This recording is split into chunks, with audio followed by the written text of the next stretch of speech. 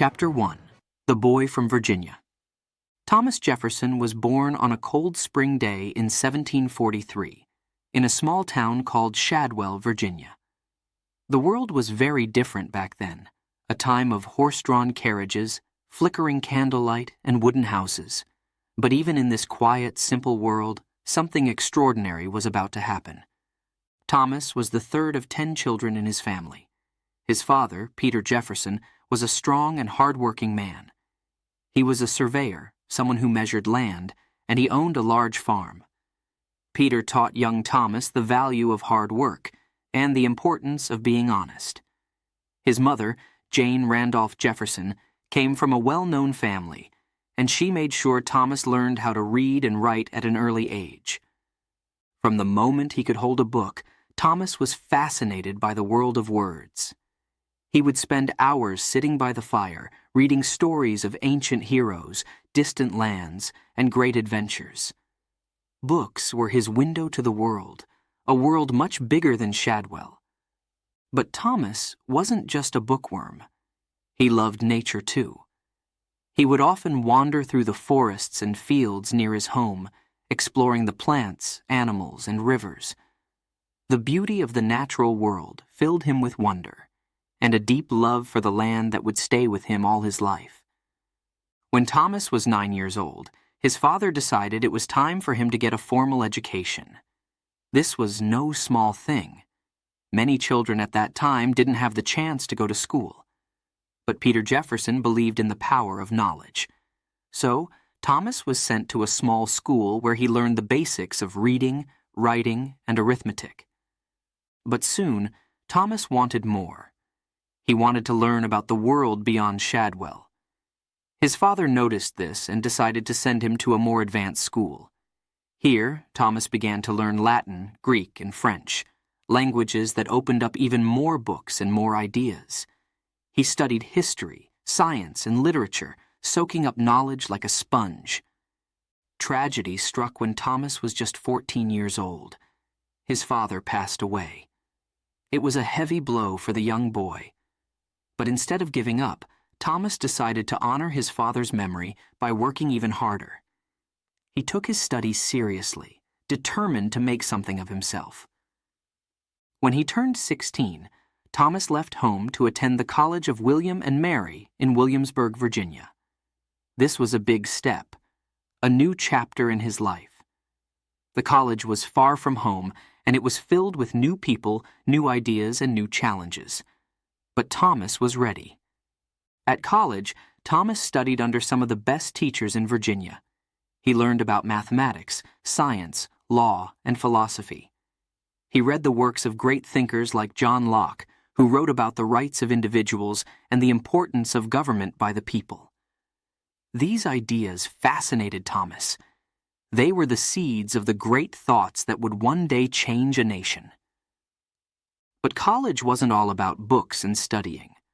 Thomas also learned to play the violin, a skill that would bring him joy throughout his life. He practiced for hours, becoming quite skilled. Music was a way for him to relax, to express the emotions that words sometimes couldn't capture. Thomas also met people who would become lifelong friends, friends who shared his love of learning and his passion for new ideas. Together, they would spend hours debating, discussing, and dreaming about the future. They talked about freedom, about the rights of people, and about the possibility of a better world. But Thomas wasn't just a dreamer. He was also a doer. After graduating from college, he decided to study law. He knew that the law was the key to justice, and he wanted to use it to help people. He became a lawyer, and soon he was traveling around Virginia, helping people with their legal problems. He listened to their stories, their hopes, and their fears, and he began to think, how could the laws be better? How could they protect the rights of everyone? These were big questions. Questions that would eventually lead Thomas Jefferson to write some of the most important words in American history. But for now, he was still a young man, full of energy and ideas, ready to take on the world. In the years that followed, Thomas continued to grow as a thinker and a leader. He became involved in politics, where he began to make a name for himself as a man of principle and vision.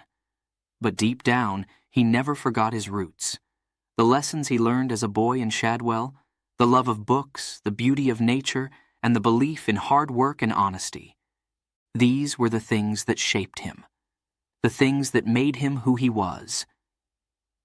And as he stood on the threshold of history, ready to play his part in the founding of a new nation, Thomas Jefferson was driven by one simple truth, the belief that all people deserve the chance to be free. Chapter 2. A Young Lawyer with Big Ideas. Thomas Jefferson had finished his studies, but his journey was just beginning. After years of learning and exploring ideas, he was ready to take on the world. With a heart full of dreams and a mind buzzing with ideas, he stepped into the world as a young lawyer. But Thomas wasn't just any lawyer. He was a lawyer with a mission. Jefferson began his legal career in Virginia, a place where people needed help navigating the complex world of laws and courts. The legal system could be confusing, even scary, for the ordinary person. But Thomas had a way of making things clear. He listened carefully to the people who came to him, understanding their problems and worries. He wasn't just there to win cases. He was there to help. As he traveled through the towns and countryside of Virginia, Thomas saw the challenges people faced. He saw how the laws often favored the rich and powerful, leaving the poor and ordinary people with little protection. This didn't sit well with Jefferson. He believed that laws should be fair, that they should protect everyone, not just the few. These thoughts grew inside him, pushing him to think about how things could be better, how the laws could be changed to bring more justice to the world. One day, as he rode his horse through the rolling hills of Virginia, Jefferson had a realization. The law wasn't just about rules. It was about rights. The rights of the people. The right to live freely, to speak openly, to work and own property without fear. These rights were not just given by kings or governments. They were natural rights, belonging to everyone simply because they were human. This was a powerful idea, and it would shape everything Jefferson would do in the years to come. But how could these big ideas be put into practice? How could the law be changed to protect these rights? Jefferson began to write down his thoughts, filling page after page with his bold ideas. He thought about how laws could be written to ensure fairness, how the government could be structured to serve the people, not control them. These were not easy questions, but Jefferson was determined to find answers. One of the cases that deeply affected Jefferson was that of a local farmer who was being unfairly taxed. The man had worked hard all his life, but the taxes demanded by the British government were too high, threatening to take away his farm. Jefferson took on the case, arguing passionately that the taxes were unjust. He lost the case, but the fight stayed with him. It was one more example of how the powerful used the law to oppress the weak, and it fueled his desire for change. Jefferson's reputation as a lawyer grew. People began to see him not just as someone who understood the law, but as someone who wanted to use it to make the world a better place. He was known for his integrity, for his deep commitment to justice, but while many lawyers were content with the way things were, Jefferson was not. He wanted more than just to practice law. He wanted to reform it. As time went on, Jefferson started to get involved in local politics. He believed that the best way to change the laws was to become part of the system that created them. He was elected to the Virginia House of Burgesses, the colonial government's assembly, where he would have a voice in shaping the laws of the land. This was a big step, and it was here that Jefferson's ideas would start to take root. In the House of Burgesses, Jefferson quickly made his mark. He spoke out against British rule, arguing that the American colonies should have the right to govern themselves. He believed that the people who lived in America knew what was best for them. not some king thousands of miles away. His speeches were filled with passion and conviction, and they began to inspire others. People started to see Jefferson as a leader, someone who could help guide them to a better future. But Jefferson didn't just talk about change, he worked hard to make it happen.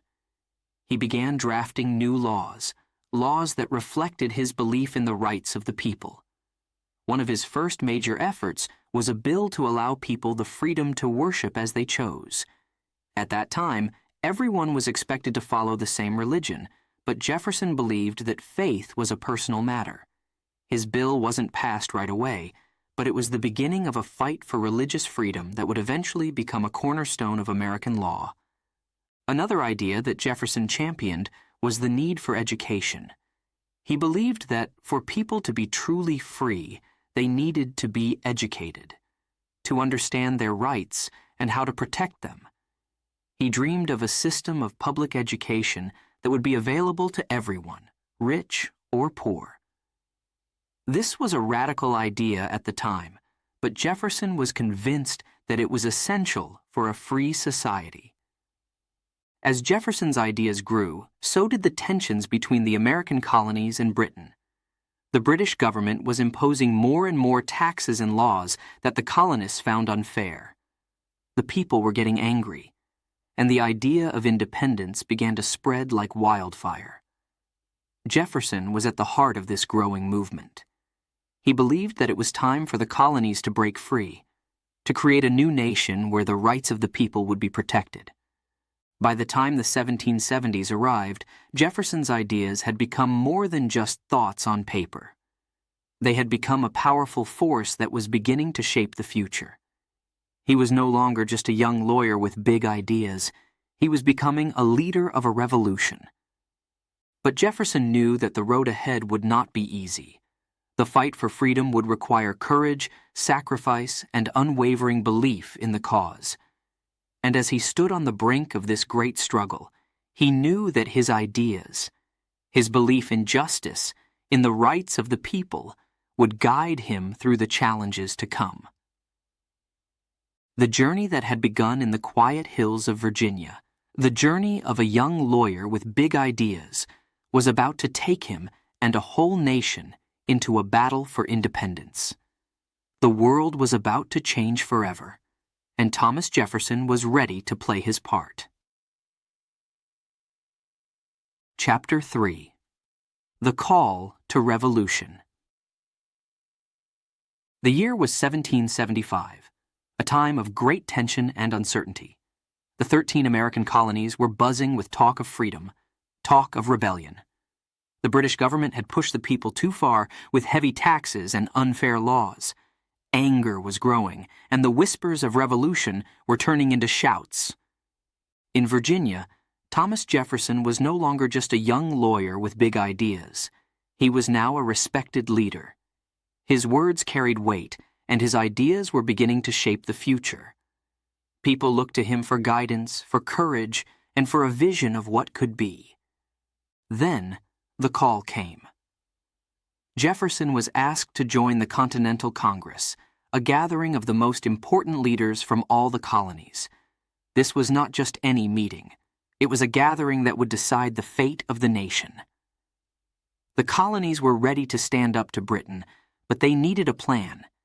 They needed someone who could put their thoughts and dreams into words that would inspire the world. Jefferson accepted the call. He traveled to Philadelphia, the city where the Continental Congress was meeting. The journey was long and difficult, but Jefferson knew it was important. As he rode through the towns and villages, he saw the determination in the faces of the people, the determination to be free. This filled him with a sense of purpose. He knew that something great was about to happen. When Jefferson arrived in Philadelphia, he found himself among some of the most brilliant minds in America. There was John Adams, the fiery lawyer from Massachusetts; Benjamin Franklin, the wise and witty inventor; and George Washington, the brave leader who would soon command the Continental Army. These men, along with many others, were ready to challenge the most powerful empire in the world.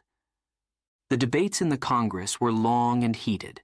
Some leaders wanted to try one last time to make peace with Britain, while others believed that the only way forward was independence. Jefferson listened carefully. He weighed the arguments. But deep down, he knew what he believed. The time for talk was over. The time for action had come. As the days passed, the idea of declaring independence became stronger and stronger. But how could they do it?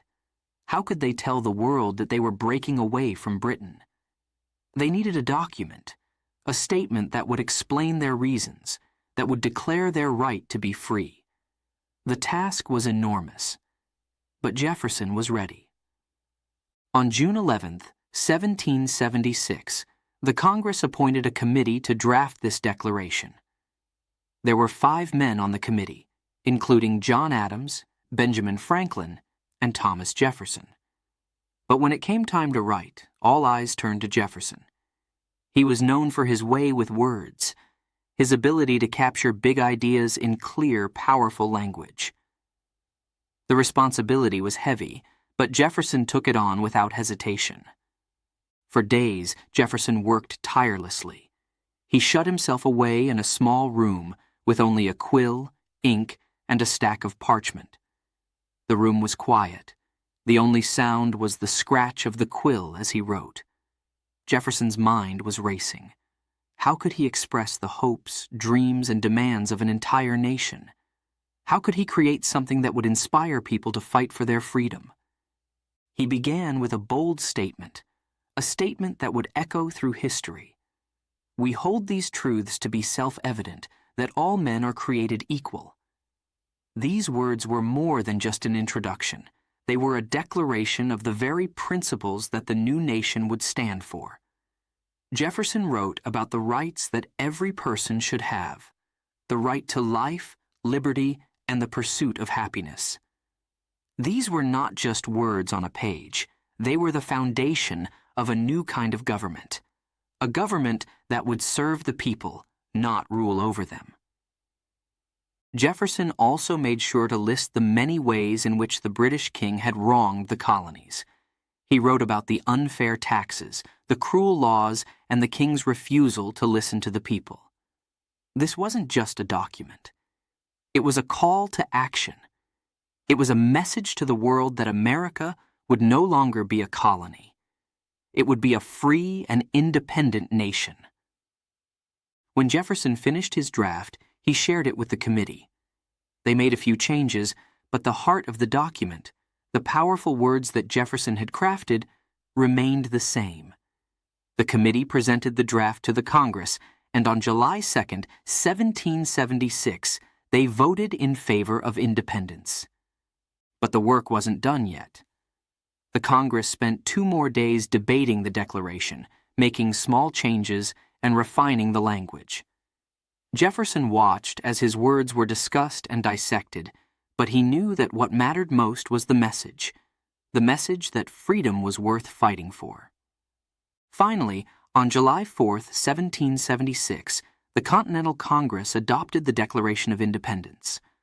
The room was filled with a sense of history, a sense that something incredible had just happened. The Declaration was signed by the leaders of the colonies, and it was sent out to be read aloud in towns and cities across America. When the people heard the words, they were filled with hope and determination. The Declaration of Independence wasn't just a piece of paper. It was a promise that they would fight for their freedom, no matter the cost. Jefferson's words became the rallying cry of a nation, and they inspired people to join the fight for independence. But the road ahead would not be easy. The war for independence would be long and brutal. Many would sacrifice their lives for the cause. But Jefferson's declaration had given them something to believe in, something worth fighting for. As the cannons roared and the battles raged, the words of the Declaration echoed in the hearts of the soldiers and in the hearts of people around the world. The fight for freedom had begun, and there was no turning back. Thomas Jefferson, the man who had once been a young lawyer with big ideas, had now become the voice of a revolution. And as the sun set on that historic day in July, the world knew that something extraordinary had happened. A new nation was born. Chapter 4. Writing the Declaration of Independence. The room was quiet, the air thick with anticipation. Outside, the city of Philadelphia was bustling with activity, but inside, Thomas Jefferson was alone with his thoughts. The dim light of a candle flickered on the walls, casting shadows that danced as if they too felt the importance of the moment. Jefferson sat at a simple wooden desk, a blank piece of parchment before him, and in his hand, a quill dipped in ink, ready to shape the future of a nation. Jefferson took a deep breath. He knew the weight of the task that lay before him. The colonies had made their decision. They would break away from Britain. But how could they explain this bold move to the world? How could they justify their rebellion against the most powerful empire on earth? The answer would have to be powerful, clear, and inspiring. And it was up to Jefferson to find the right words. He began to write. When, in the course of human events, his quill moved steadily, forming the first lines of what would become one of the most famous documents in history. These words were more than just an introduction. They were a statement of intent, a signal that something extraordinary was about to happen. Jefferson's mind was filled with ideas that had been brewing for years. He thought about the principles he believed in, the rights that every person should have simply by being human. These rights were not granted by kings or governments. They were self-evident, meaning they were obvious to anyone who looked. And so he wrote, "We hold these truths to be self-evident, that all men are created equal." The words flowed from his quill like a river, strong and unstoppable. Jefferson wrote about the rights to life, liberty, and the pursuit of happiness. These were not just abstract ideas, they were the core of what it meant to be free. To live without fear, to make one's own choices, to seek joy and fulfillment. These were the things worth fighting for. But Jefferson didn't stop there. He knew that the world would want to know why the colonies were breaking away from Britain. So he listed the many wrongs that the British king had committed against the American people. He wrote about the unfair taxes, the harsh laws, and the way the king had ignored the pleas of the colonists. He has refused his assent to laws, the most wholesome and necessary for the public good, Jefferson wrote, each word dripping with the frustration and anger of a people pushed too far. As he wrote, Jefferson's mind flashed back to the cases he had fought as a young lawyer. The farmer who had been crushed by unfair taxes, the families who had suffered under British rule. These memories fueled his passion. He wasn't just writing a document, he was giving voice to the hopes and dreams of an entire nation. Hours passed as Jefferson worked, the candle burning low. The room was silent, except for the soft scratch of the quill on parchment. Outside, the city slept, unaware that within those four walls, history was being made. Jefferson's hand grew tired, but he pushed on, determined to finish what he had started. Finally, as the first light of dawn crept through the window, Jefferson put down his quill. The Declaration of Independence was complete. He read over his work, his heart pounding with a mixture of exhaustion and excitement. He knew that these words, these simple yet powerful words, would change everything. But Jefferson also knew that his work was not yet done. The draft would have to be reviewed by the Continental Congress, where it would be debated and possibly revised. He was prepared for this, but he also hoped that the essence of what he had written would remain. The ideas of freedom, equality, and the rights of all people were too important to lose. A few days later, Jefferson presented his draft to the committee. John Adams and Benjamin Franklin, both members of the committee, read through the document carefully. They made a few changes, tweaking the language here and there, but the heart of the Declaration, the bold and revolutionary ideas, remained intact. The committee then presented the draft to the full Congress. The debates were intense. Some members wanted to tone down the language, others wanted to add more grievances against the king. But as the discussions continued, it became clear that Jefferson's words had struck a chord. The delegates knew that this document was more than just a statement of independence. It was a declaration of the values that would define the new nation. Finally, on July 4, 1776, the Continental Congress adopted the Declaration of Independence. The room was filled with a sense of triumph and relief. The delegates knew that by signing this document, they were committing to a dangerous course. But they also knew that it was the right course.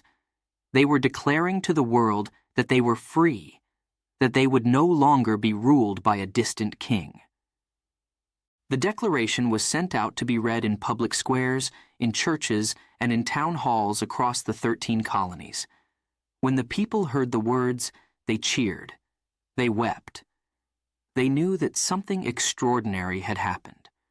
Jefferson's words had given them the courage to fight, and the belief that they could win. For Thomas Jefferson, the moment was bittersweet. He was proud of what he had written, proud to have played a part in the birth of a new nation. But he also knew that the road ahead would be difficult. The war for independence was far from over, and the future of America was uncertain. But one thing was clear. The Declaration of Independence was more than just a document. It was a beacon of hope, a symbol of freedom that would inspire not only the people of America, but people all over the world. Jefferson had poured his soul into those words, and they had become the foundation of a new nation.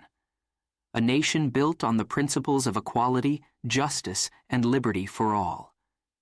And so, as the sun set on that historic day, the world knew that a new chapter had begun, a chapter that would change the course of history forever. Chapter 6. Building a New Nation. The war was over. The battle for independence had been won. The American colonies were now free from British rule, but with freedom came a new challenge. Building a new nation from the ground up.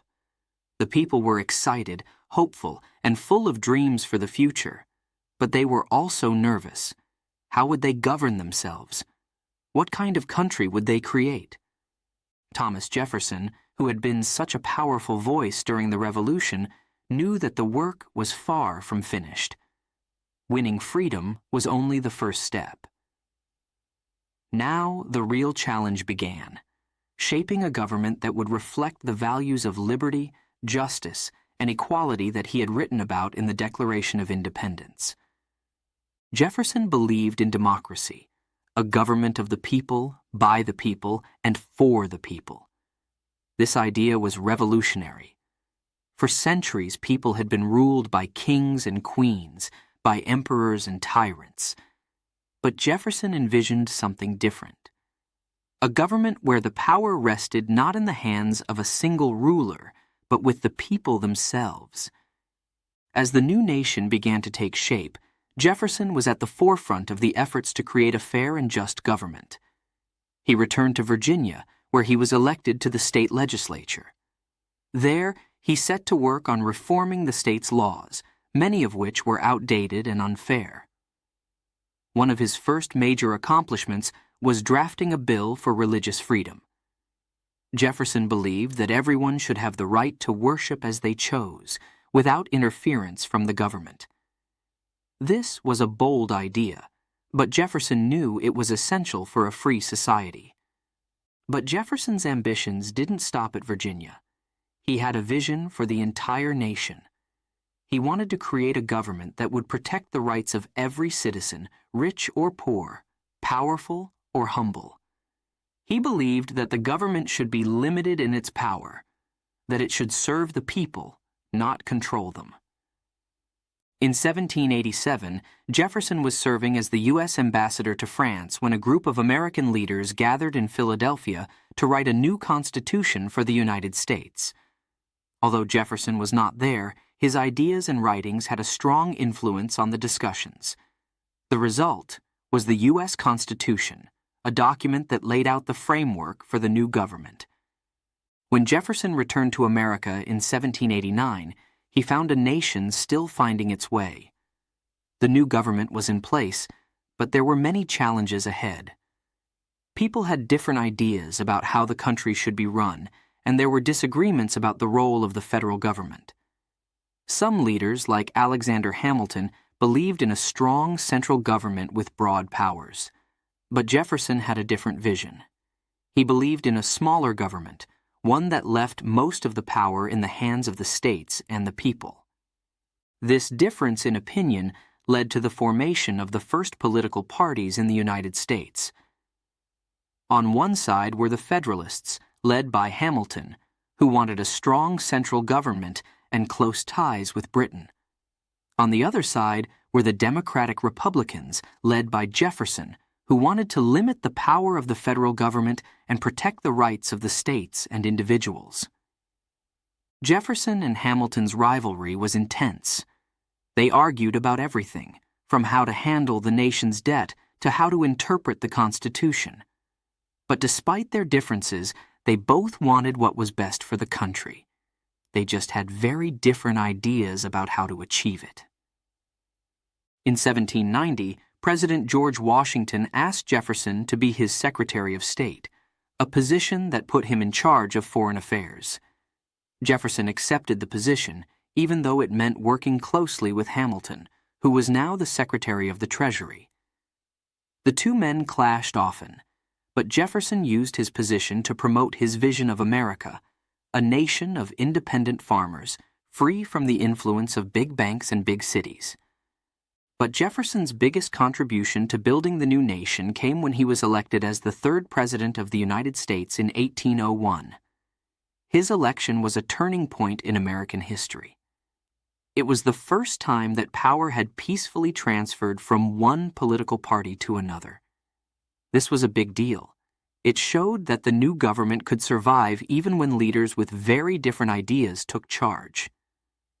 As president, Jefferson worked to make the government smaller and more efficient. He cut taxes, reduced the size of the military, and paid off a large portion of the national debt. He also focused on expanding the country's territory. In 1803, he made the Louisiana Purchase, a deal with France that doubled the size of the United States. This was a bold move, and it opened up vast new lands for settlement and exploration. But Jefferson's presidency wasn't without its challenges. He had to navigate tensions with Britain and France, who were at war with each other and often interfered with American trade. He also faced opposition at home from people who didn't agree with his policies. But through it all, Jefferson remained committed to his vision of a government that served the people and protected their rights. After serving 2 terms as president, Jefferson retired to his beloved home, Monticello. But even in retirement, he continued to influence the direction of the nation. He founded the University of Virginia, a place where young minds could be educated in the principles of liberty and democracy. Education, he believed, was the key to a strong and free nation. As the years passed, the country Jefferson had helped build continued to grow and change. New challenges arose, and new leaders emerged to tackle them. But the foundation that Jefferson had helped lay, a foundation built on the principles of democracy, individual rights, and limited government, remained strong. Jefferson's legacy as a nation builder is one of the most important in American history. He helped create a government that was unlike any the world had ever seen. A government that put the power in the hands of the people. And while he didn't always get everything right, his vision and his determination to build a nation that would stand the test of time have made him one of the most important figures in the story of America. And so, as Thomas Jefferson looked out over the fields of Monticello, he could take pride in what he had helped create. A nation of free people, governed by laws that protected their rights. A nation that, despite its flaws and challenges, would continue to strive toward the ideals of liberty and justice for all.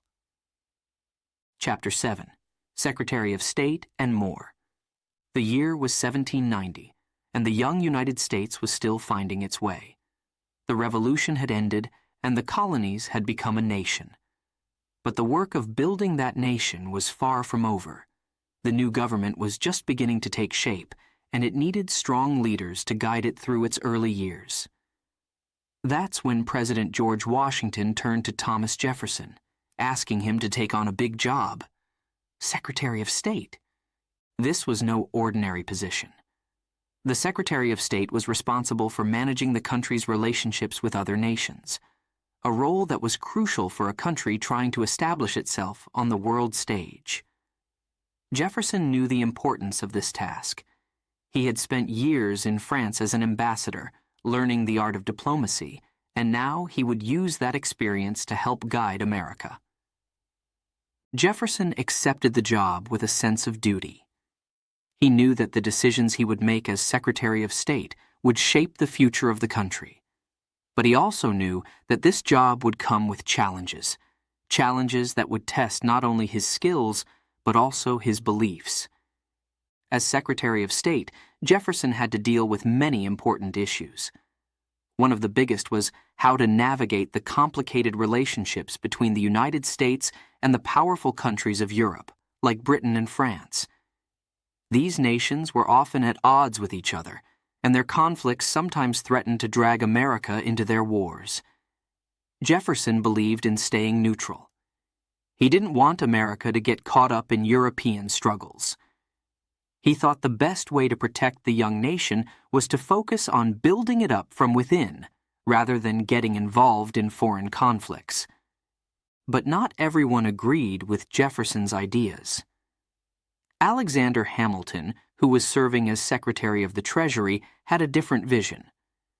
Hamilton wanted to strengthen ties with Britain, believing that a strong relationship with the world's most powerful empire would benefit America's economy.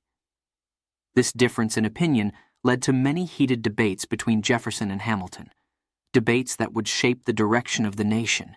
Jefferson believed that the United States should be a nation of independent farmers, living simply and freely.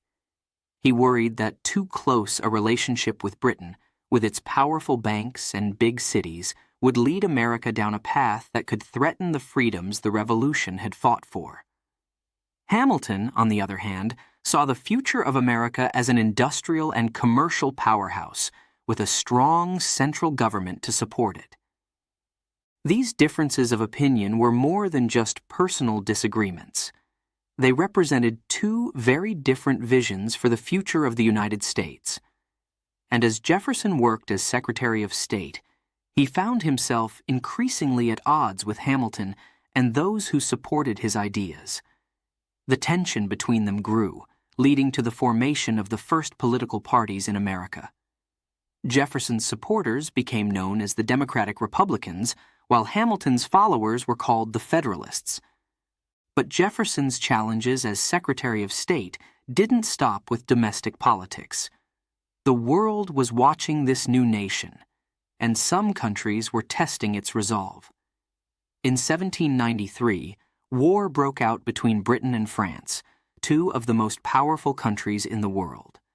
The United States found itself caught in the middle, with both Britain and France trying to pull America into the conflict. Jefferson believed it was crucial for America to stay neutral, to avoid being dragged into a war that could destroy the young nation. Jefferson's stance on neutrality was tested when Britain began attacking American ships, seizing their cargo, and even forcing American sailors to serve in the British Navy.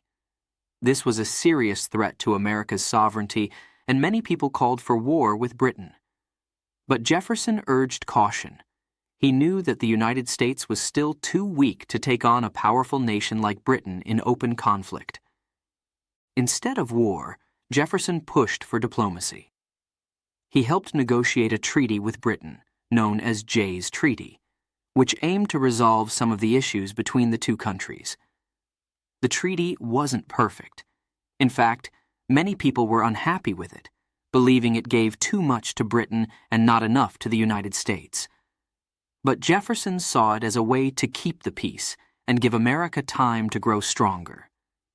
Despite his efforts to steer the nation on a path of peace and independence, Jefferson grew increasingly frustrated with the direction the government was taking. He saw Hamilton's influence growing, and he worried that the Federalists were moving the country toward a more centralized and powerful government, one that could threaten the liberties he held dear. By 1793, Jefferson had had enough. He decided to resign as Secretary of State, returning to his home at Monticello. He needed time to reflect, to recharge, and to think about the future. But even as he stepped away from government, Jefferson's mind was never far from the challenges facing the nation. He knew that his role in shaping America was not yet finished. In the years that followed, Jefferson continued to speak out against what he saw as the overreach of the federal government. He wrote letters, gave speeches, and worked to build support for his vision of America, a vision of a nation that was free, independent, and governed by the people. His words resonated with many, and soon the political tide began to turn. In 1796, Jefferson ran for President of the United States. It was a hard-fought campaign, filled with passionate debates and fierce rivalries. In the end, Jefferson narrowly lost to John Adams, who had been Washington's vice president. But Jefferson didn't walk away defeated. He became the vice president under Adams, continuing to fight for his beliefs and prepare for another chance to lead the nation. Jefferson's time as Secretary of State had been filled with challenges that tested his beliefs and his leadership. But through it all, he remained committed to the principles of democracy, freedom, and independence. He knew that the future of America depended not just on winning battles or making treaties, but on staying true to the ideals that had inspired the Revolution in the first place. And so, as the new century approached, Thomas Jefferson stood ready for the next chapter in his journey, a chapter that would see him rise to the highest office in the land, where he would continue to shape the destiny of the nation he had helped to create. Chapter 8. A New Vision. The Birth of Political Parties. America was growing. And with that growth came new challenges. The nation was young, full of promise, but also full of different ideas about what it should become. As the country expanded, so did the debates about how it should be governed.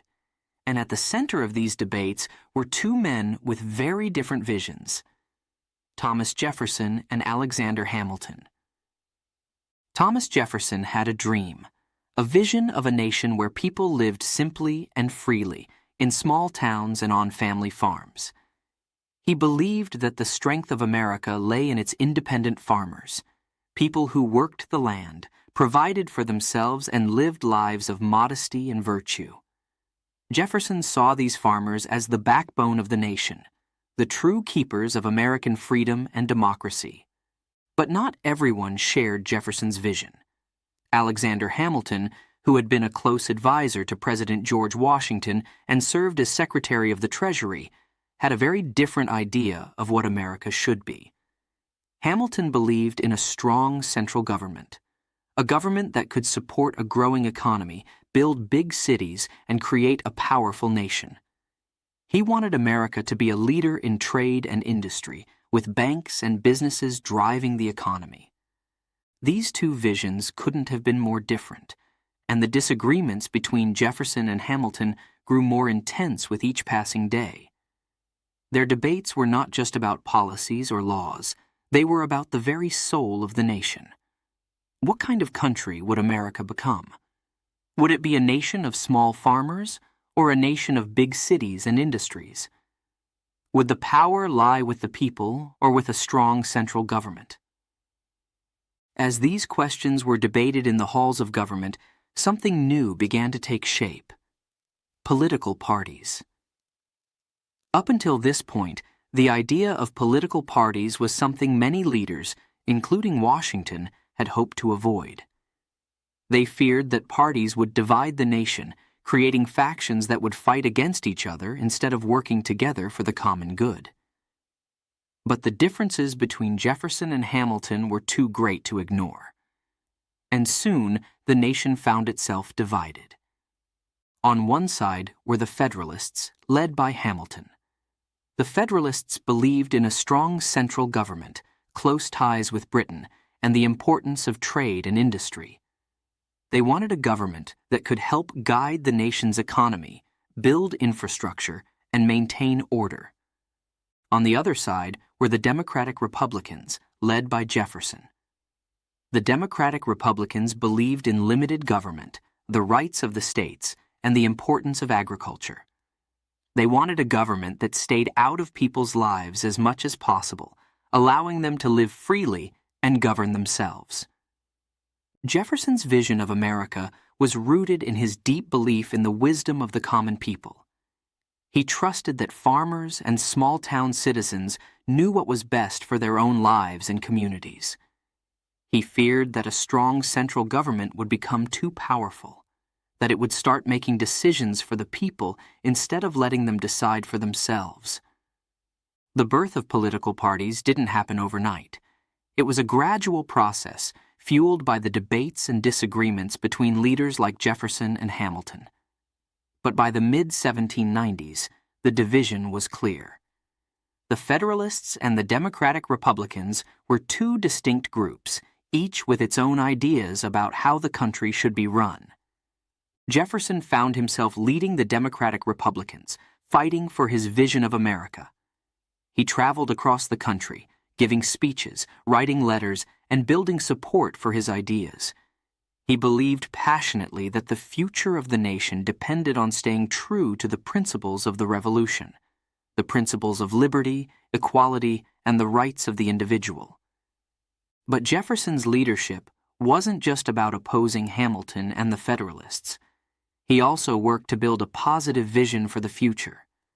He wanted to create a nation where education was available to everyone, where people could worship freely, and where the government was truly of the people, by the people, and for the people. He believed that America could be a beacon of freedom and democracy for the world, a nation that showed what was possible when people were free to govern themselves. The rivalry between Jefferson and Hamilton became one of the most famous in American history. Their debates shaped the direction of the nation and laid the groundwork for the two-party system that still exists today. But their differences were not just about policies.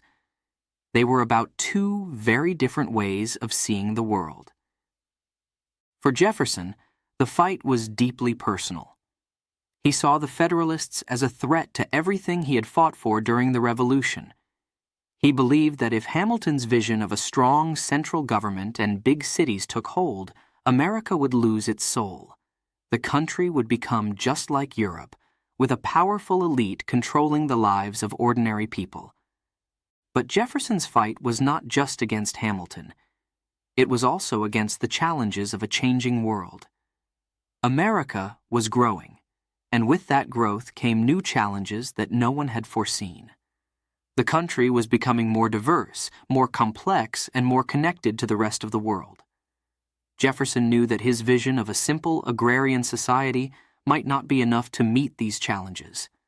But he also believed that the principles of liberty and democracy could guide the nation through whatever lay ahead.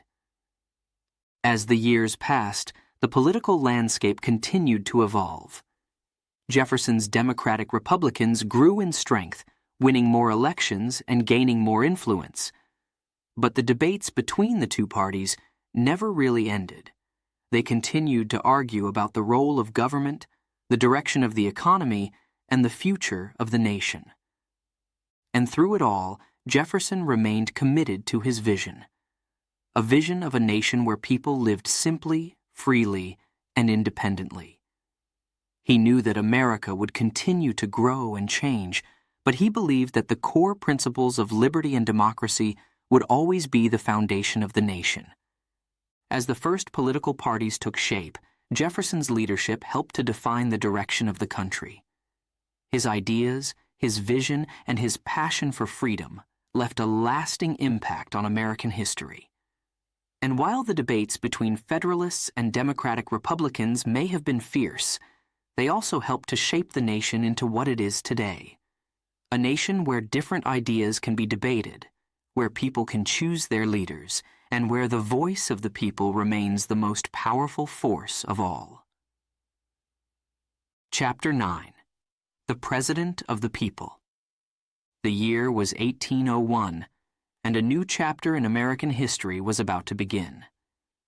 Thomas Jefferson, the man who had written the Declaration of Independence and fought tirelessly for the rights of the people, was about to become the third President of the United States. It was a time of hope and change, and the nation looked to Jefferson for leadership, for a vision of the future. Jefferson's journey to the presidency had not been easy. The election of 1800 was one of the most contentious in American history. The country was deeply divided between the Federalists, led by John Adams, and the Democratic Republicans, led by Jefferson. The campaign was filled with bitter attacks and fierce debates, but in the end, Jefferson emerged victorious. The people had chosen him to lead, and he was ready to serve. On a cold March morning in 1801, Jefferson stood on the steps of the Capitol in Washington, D.C., and took the oath of office. As he spoke to the crowd gathered before him, he called for unity and peace.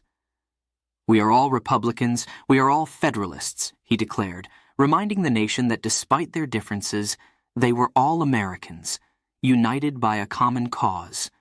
It was a message of reconciliation, a message that set the tone for his presidency. Jefferson believed in the power of the people, the common man who worked the fields, built the towns, and shaped the future of the nation. He saw his role as president not as a ruler, but as a servant of the people. He wanted to make the government smaller, reduce taxes, and give more power to the states. He believed that the best government was the one that governed least, the one that allowed people to live their lives freely and independently. One of Jefferson's first acts as president was to reduce the size of the federal government. He cut spending, reduced the national debt, and eliminated many of the taxes that had been put in place by the previous administration. He also reduced the size of the military, believing that a large standing army was a threat to liberty. Instead, he focused on building a strong navy to protect American interests overseas. But Jefferson's presidency was not just about reducing government. It was also about expanding the nation. In 1803, he made one of the most significant decisions of his presidency, the Louisiana Purchase. For just $15 million, Jefferson bought a vast territory from France, doubling the size of the United States overnight.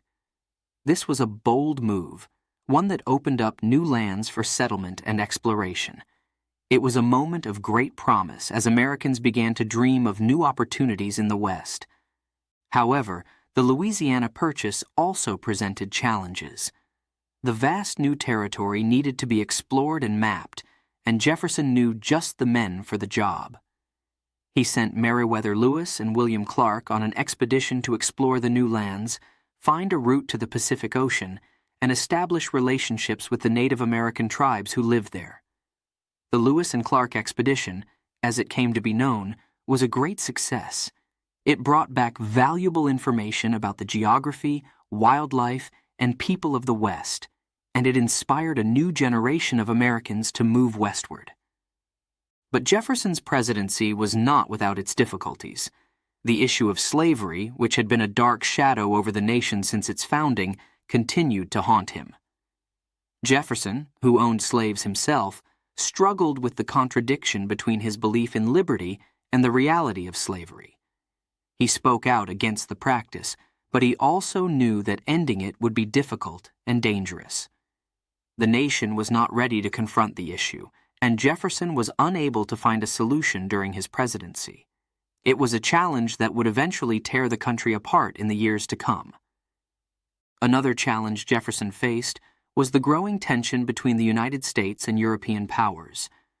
Britain and France were at war, and both nations were trying to drag America into the conflict.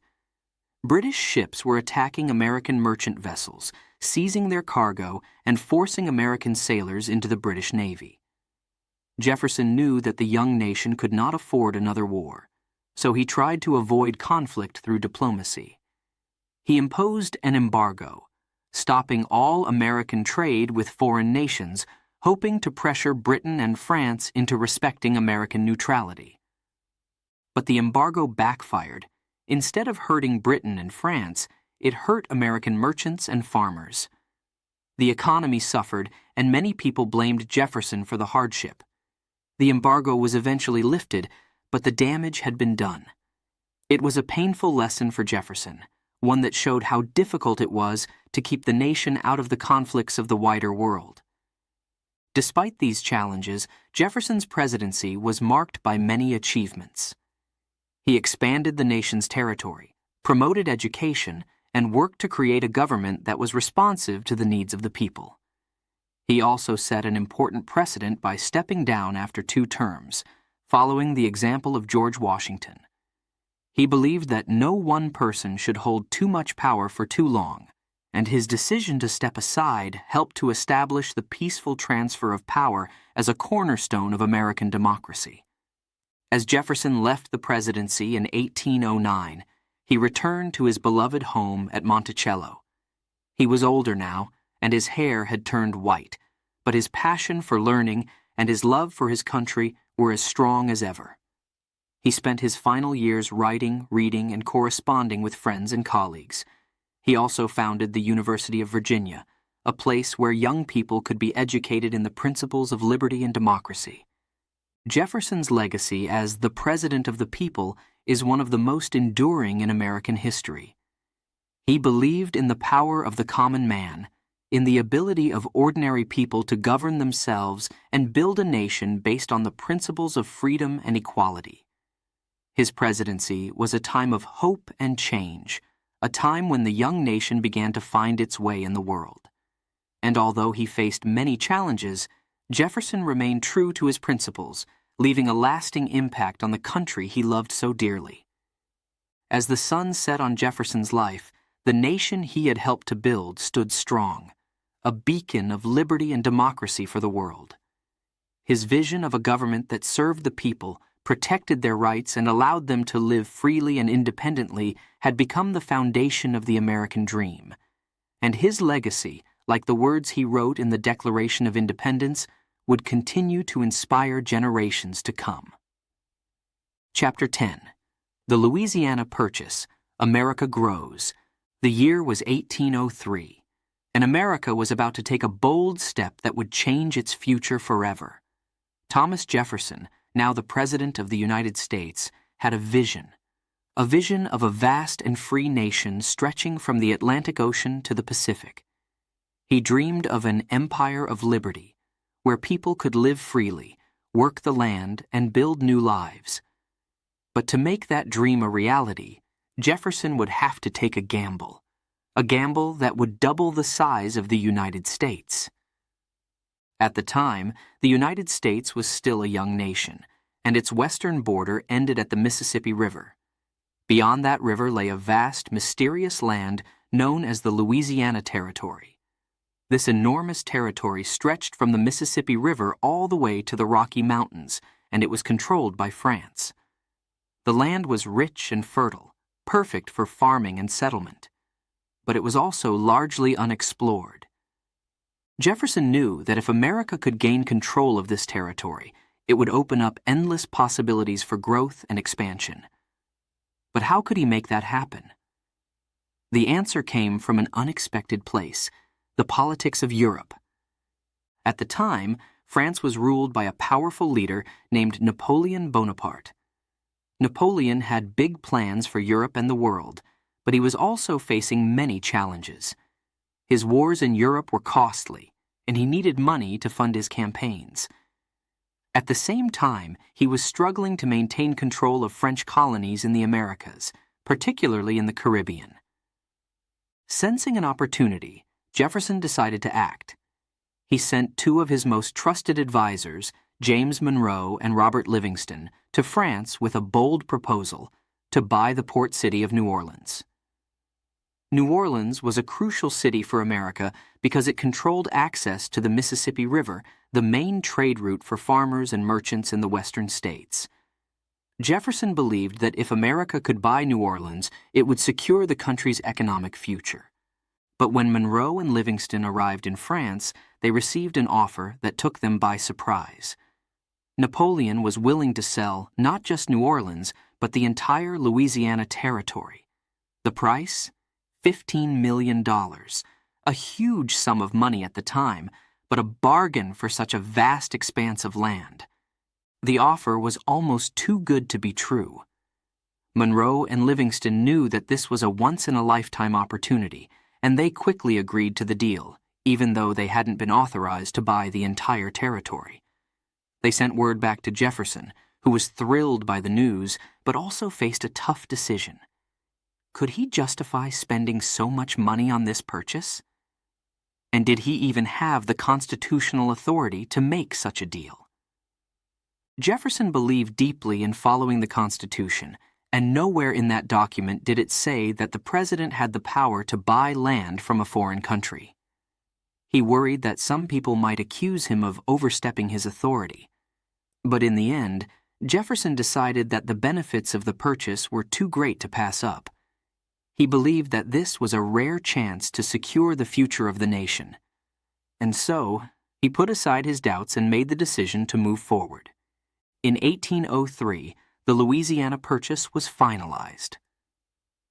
With the stroke of a pen, the United States doubled in size, adding more than 800,000 square miles of land to the country. It was a monumental achievement, and it marked the beginning of a new era for America. The young nation was no longer just a cluster of states along the Atlantic coast. It was now a vast country with endless possibilities. But the Louisiana Purchase was just the beginning. The new territory was largely unexplored, and Jefferson knew that the United States needed to learn more about this land and its people. So he commissioned an expedition to explore the new territory, an expedition that would become one of the most famous in American history. Jefferson chose two men to lead the expedition: Meriwether Lewis, his personal secretary, and William Clark, an experienced soldier and outdoorsman. Together, Lewis and Clark set out on a journey that would take them thousands of miles across rugged terrain, through dense forests and over towering mountains. Their mission was to map the land, study its plants and animals, and establish relationships with the Native American tribes who lived there. The Lewis and Clark expedition, also known as the Corps of Discovery, was an epic adventure. The men faced many challenges along the way, from harsh weather and dangerous animals to difficult river crossings and encounters with unfamiliar tribes. But they also made incredible discoveries, finding new species of plants and animals, and mapping a route to the Pacific Ocean.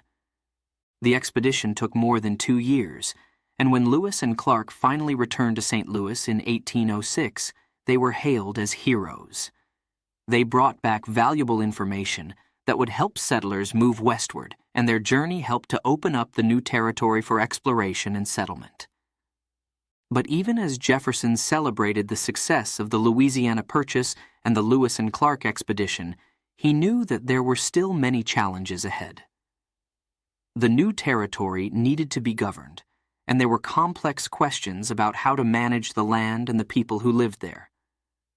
The Native American tribes, who had lived on the land for centuries, would face new pressures as settlers moved west. And the issue of slavery, which was already dividing the country, would become even more contentious as the nation expanded.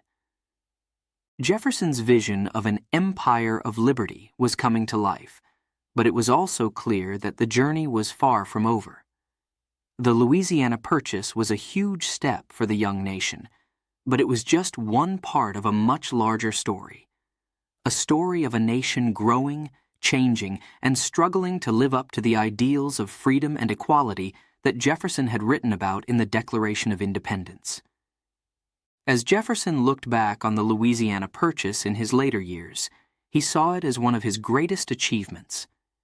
It was a bold decision, one that required vision, courage, and a willingness to take risks. But it was also a decision that would shape the future of the United States, opening up new lands for exploration, settlement, and opportunity. Chapter 11, The Later Years, A Legacy of Learning. Thomas Jefferson had served his country well. After 2 terms as President of the United States, he decided it was time to step away from the world of politics. It was 1809, and at 66 years old, Jefferson was ready to return to the place he loved most, his beloved home, Monticello. Nestled in the rolling hills of Virginia, Monticello was more than just a house. It was Jefferson's sanctuary, a place where he could relax, reflect, and continue his lifelong pursuit of knowledge. But retirement for Jefferson didn't mean a quiet life of leisure. Far from it. Jefferson was a man of endless curiosity and energy. Even in his later years, he continued to think deeply about the future of the nation he had helped to create. His mind was always active, always seeking new ways to improve the world around him.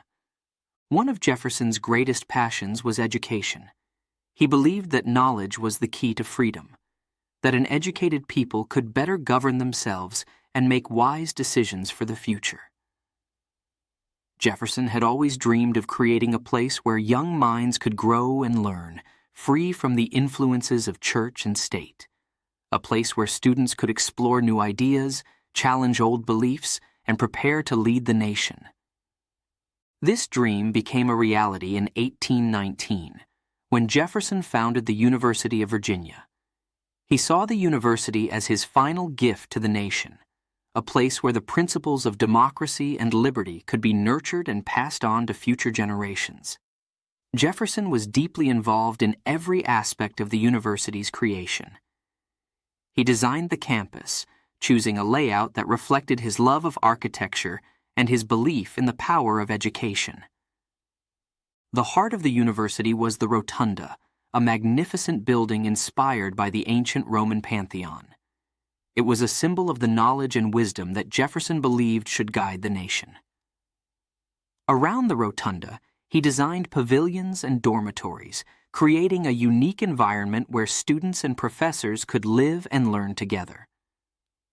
Jefferson didn't just design the buildings, he also helped to shape the curriculum. He wanted the University of Virginia to be a place where students could study a wide range of subjects, from science and mathematics to history and philosophy. He believed that a well-rounded education was essential for the development of good citizens, citizens who could think critically, solve problems, and contribute to the growth of the nation. As the university took shape, Jefferson poured his heart and soul into the project. He corresponded with scholars from around the world, gathering ideas and advice. He worked tirelessly to raise funds and recruit the best teachers. For Jefferson, the University of Virginia was not just another institution. It was the embodiment of his lifelong commitment to learning and progress. But even as he worked on the university, Jefferson found time for other pursuits. He spent his days at Monticello surrounded by books, papers, and the beauty of nature. He continued to write letters to friends, family, and fellow leaders, sharing his thoughts on everything from politics and philosophy to gardening and science. Jefferson's letters were filled with wisdom and insight, and they remain an important part of his legacy. Jefferson also spent time with his family, enjoying the company of his children and grandchildren. Monticello was a lively place, filled with laughter, conversation, and the hustle and bustle of daily life. Jefferson took great joy in watching his grandchildren grow, teaching them about the world and passing on his love of learning. But Jefferson's later years were not without challenges. The nation he had helped to build was changing, and not always in ways that he approved of. He watched with concern as political divisions deepened, and as the issue of slavery continued to tear the country apart. Jefferson had always struggled with the contradiction between his belief in liberty and his ownership of slaves. He spoke out against the practice, but he also knew that finding a solution would be difficult and painful. As he grew older, Jefferson spent more time reflecting on his life and the principles he had fought for. He took pride in the role he had played in the American Revolution, in the writing of the Declaration of Independence, and in the creation of a government that was based on the rights of the people. But he also knew that the work was far from finished. The nation was still young, still evolving, and the challenges of the future would require wisdom, courage, and dedication. In the final years of his life, Jefferson's thoughts often turned to the legacy he would leave behind. He wanted to be remembered not just as a president or a statesman, but as a man who had devoted his life to the pursuit of knowledge and the betterment of humanity. He believed that the principles of democracy, freedom, and education were the keys to a prosperous and just society, and he hoped that these principles would continue to guide the nation long after he was gone. On July 4, 1826, exactly 50 years after the Declaration of Independence was adopted, Thomas Jefferson passed away at the age of 83. His death marked the end of an era, but his legacy lived on. The University of Virginia, the Declaration of Independence, and the countless ideas he had championed throughout his life continued to shape the nation. Jefferson's later years were filled with reflection, but also with the knowledge that his ideas would live on. He had helped to build a nation based on the principles of liberty, justice, and equality, and he had left behind a legacy of learning that would inspire generations to come. His vision of an educated, informed, and free society remains one of the cornerstones of American democracy, and his contributions to the nation are still celebrated today. Chapter 12. The Legacy of Thomas Jefferson. The date was July 4, 1826, a day that marked the 50th anniversary of the Declaration of Independence. It was a day of celebration for the young United States, a day to remember the birth of a nation and the courage of those who had fought for its freedom. But on this day, something remarkable happened. Thomas Jefferson, one of the greatest architects of that freedom, passed away quietly at his home in Monticello. His life had come full circle, ending on the very day that his most famous words had been adopted by a new nation. Jefferson was 83 years old when he died, and his life had been one of extraordinary service, innovation, and courage. From his early years as a lawyer and a revolutionary, to his time as president and his later years as a founder of the University of Virginia, Jefferson had dedicated himself to the cause of liberty and the betterment of humanity. He was a man of many talents, a writer, a thinker, an inventor, and a leader. But above all, he was a man who believed deeply in the power of ideas to change the world. The legacy of Thomas Jefferson is vast and enduring. His most famous contribution, the Declaration of Independence, continues to inspire people around the world. The words he wrote, "We hold these truths to be self-evident, that all men are created equal," have become a powerful statement of human rights and dignity. These words have been quoted by leaders and activists, by those fighting for freedom and justice, and by anyone who believes in the fundamental equality of all people. But Jefferson's legacy goes beyond the Declaration of Independence. As president, he expanded the nation's territory with the Louisiana Purchase, opening up new lands for exploration and settlement. He championed the rights of the states and the importance of a government that served the people. He believed in democracy, in the idea that the government should be by the people and for the people, and he worked tirelessly to make that vision a reality. Jefferson also left a lasting impact on education. His founding of the University of Virginia was a reflection of his belief that knowledge was the key to freedom. He wanted to create a place where young minds could be nurtured, where they could learn the principles of liberty and democracy, and where they could prepare to lead the nation into the future. The University of Virginia stands today as a testament to Jefferson's commitment to education and his belief in the power of learning to change the world. But Jefferson's legacy is not without its complexities. He was a man who owned slaves, even as he wrote about the rights of all people to life, liberty, and the pursuit of happiness. This contradiction is a difficult part of his story, one that has led to much reflection and debate. Jefferson himself struggled with the issue of slavery, recognizing its injustice but unable to find a way to end it in his own lifetime. His legacy, therefore, is one that challenges us to think deeply about the complexities of history, and to recognize that even the greatest leaders are not without their flaws. Despite these challenges, Jefferson's vision of a free and democratic society has continued to shape the United States. His ideas about government, about the rights of individuals, and about the importance of education have become cornerstones of American democracy. The principles he fought for, the belief in equality, in freedom, and in the power of the people, are still at the heart of the American experience. Jefferson's influence can be seen in the movements for civil rights, in the expansion of voting rights, and in the ongoing efforts to create a more just and equal society. His dream of an empire of liberty has inspired generations of Americans to work for a nation where everyone has the opportunity to pursue their dreams, where the government protects the rights of all, and where the principles of liberty and justice are upheld. As we look back on the life of Thomas Jefferson, we see a man who was driven by a vision of a better world, a world where people could live freely and govern themselves.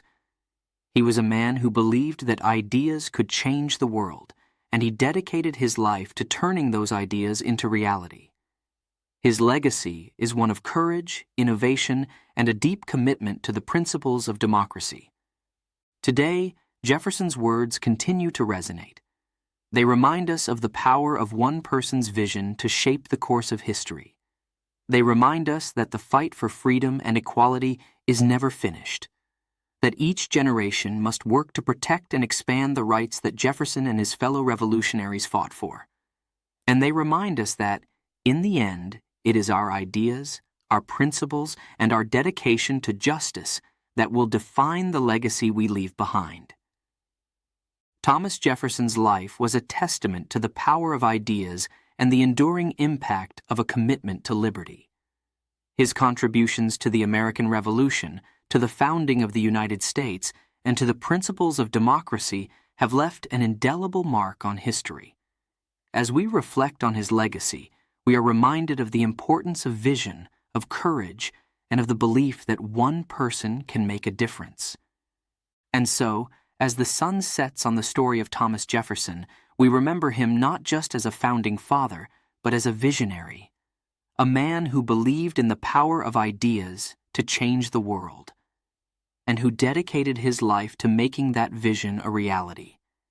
His dream of freedom and equality lives on, inspiring us all to continue the work of building a nation that truly embodies the principles of liberty, justice, and democracy for all.